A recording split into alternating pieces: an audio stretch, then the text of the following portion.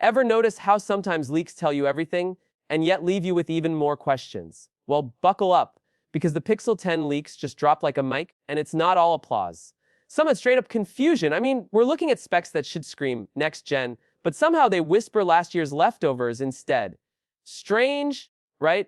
But that's where it gets interesting. Welcome back, viewers. Sam here. Don't forget to hit like, share this video with your fellow tech heads, and subscribe for more deep dives like this. Let's get into it.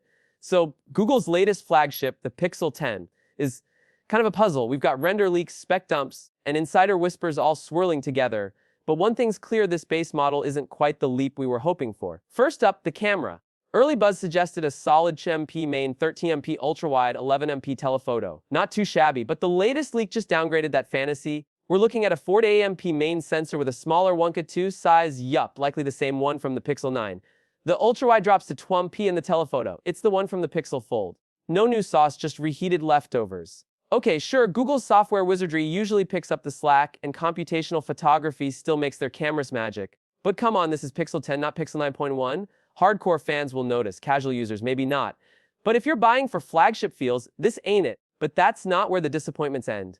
Let's talk cooling, or lack thereof. Just like its predecessor, the Pixel 10 base model ditches vapor chamber cooling. This wouldn't be such a big deal if it wasn't 2025 and we weren't running power-hungry apps and games that turn your phone into a mini furnace.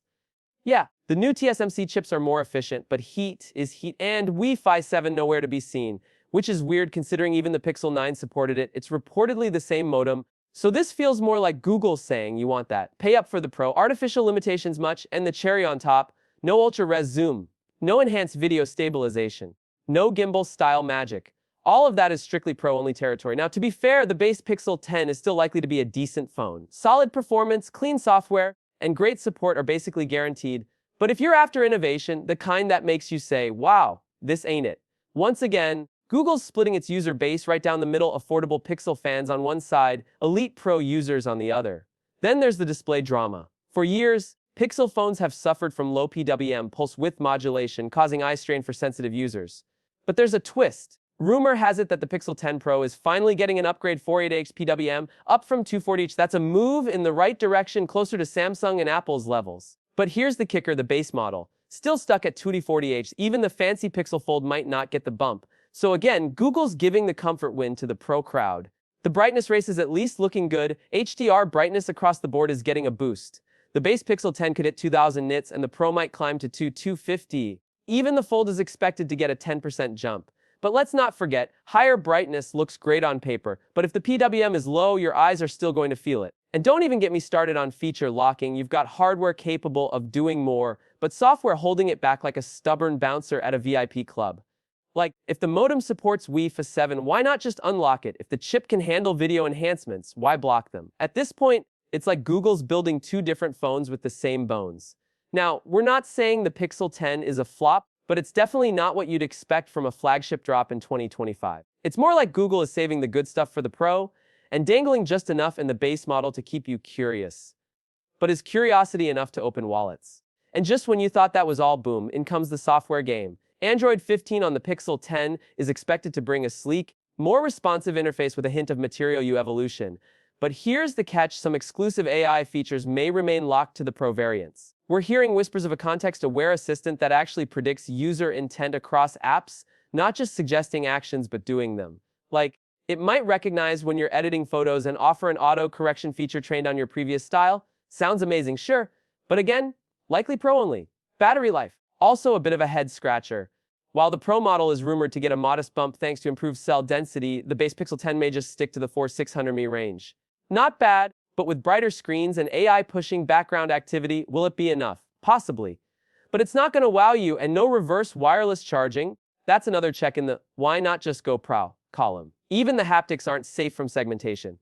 Sources say the Pixel 10 Pro may come with a next-gen haptic engine, closer to Apple's Taptic level of precision. Meanwhile, the standard Pixel 10's still good, but nothing extraordinary. So what does that leave us with? A Pixel 10 that plays it safe. It's reliable, familiar, and good enough, but not ambitious. If you're okay with that, great. But if you've been holding out hope that Google would level the playing field, well, the divide between standard and Pro just got deeper.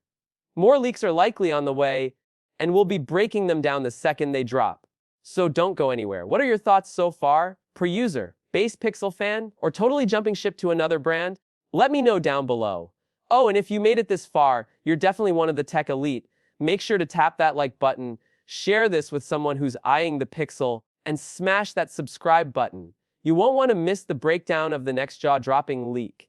And speaking of next, let's talk about something a little more exciting. The rumored Pixel 10 Pro XL. Yeah, you heard that right. XL is making a potential comeback. After years of silence, Google might be bringing back the big screen beast for power users who want screen real estate without folding phones.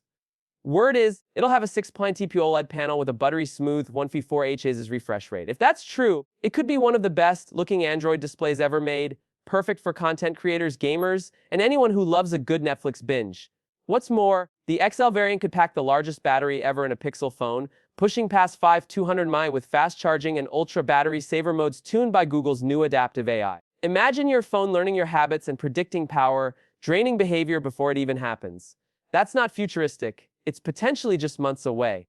But there's one more whisper that might just blow the roof off everything we've been expecting: the return of Project Soli. That's right, Google's radar-based gesture control tech, once teased and shelved, is rumored to be making a dramatic return with Pixel 10 Pro XL. And this time, it's supposedly smarter, more precise, and actually useful.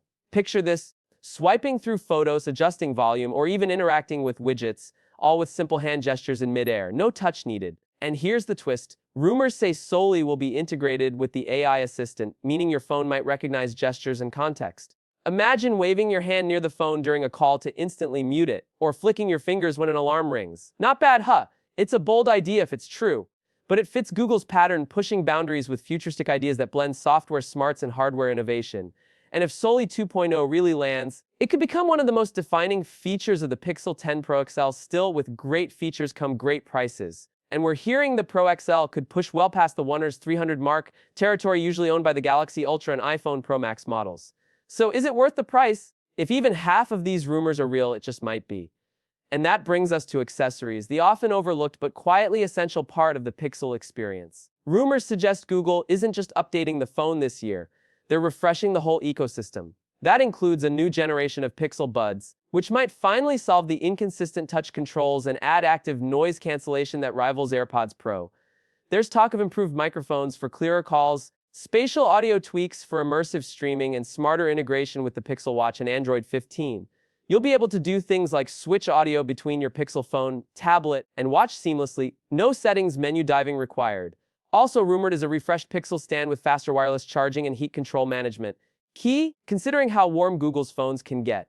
This new stand might also double as a smart display hub when docked, showing calendar events, home controls, and even running your Nest Cam feeds.